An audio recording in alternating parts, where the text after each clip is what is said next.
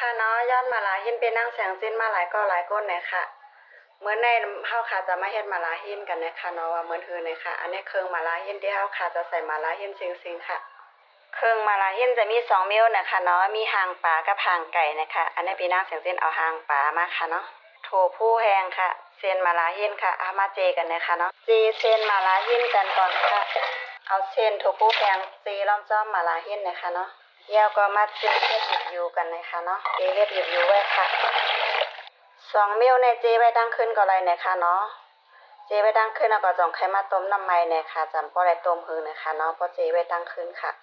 เจเส้นมาลาหินยาวก็มาซอยผักกันนะคะเนาะซอยผักมีมะเขือส้มไว้นะคะ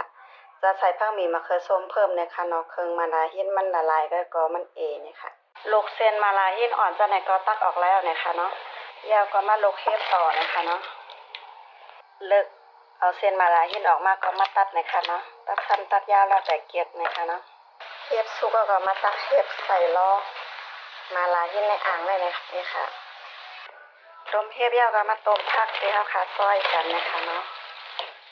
นะคะซอยเป็นป๊อดจังเลยนะคะเนาะลูกมอกแม่ก็แล้วนะคะเนาะมาตักใส่ฝายัดน้ำไว้นะคะยัดน้ำมันไว้ก่อนนะคะเนาะ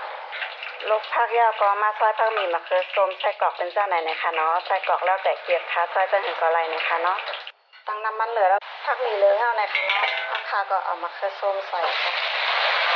ใส่มะเขือส้มยาวก็ข้นกับข้นมันนอกมะเขือส้มถึงแล้วนะคะเนาะนอกมะเขือส้มแล้วนะคะเนาะมาใส่เครื่องมาลาหินกันค่ะ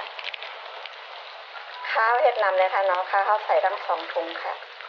ใส่เครื่องมาลาหินยาวมาใส่มะพริกเพิ่มแทนนะคะเนาะยึกเพชรก็ใส่เพชรค่ะยึกเพชรก็ใส่อิดนะคะเนาะใส่เกลือเพิ่มค่ะผัดอำไลทองหวานค่ะเครื่องเจก็มากคนหรือมาเข้ากันนะคะเนาะเอาใส่กรอกใส่ค่ะไข่นกกระทาใส่ค่ะเอาเฮ็ดเส้นมาลาหินใส่ค่ะใส่ผักที่เฮาคาลกไว้นะคะเนาะโอ้เฮ็ดตั้งวันตั้งเมืองค่ะก้นย้อนหรือมากินจ้อมนะคะเนาะใส่เต้หมดก็มาเกาคือมันเข้ากันนะคะเกากับเกามาเข้ากันนะคะเนาะใส่งาโคหอมป้าค่ะจะได้หอมค่ะเนาะนี่ค่ะเนาะเกากับเกามาคือมันเข้ากันจ้ะไหนนะคะเพราะใครกินมาลาหินหวานก็ซื้อมาก็มาเฮ็ดจะไหนเอานะคะเนาะจะหวานกว่าที่เปิ้นเฮ็ดสำเร็จไว้นะคะพี่นางแสงจิ้มก็ซื้อมาเฮ็ดแล้วนะคะเนาะที่มันสำเร็จรูปนั้นมันหวานนะคะเพราะใครกินมาแล้วเห็นหวานก็ต้องใจเย็นๆนะคะเนาะเพราะใครกินซะไหนค่ะยาวๆนะคะเนาะเราตักใส่หวานกินก็ยาวค่ะสุดมาลา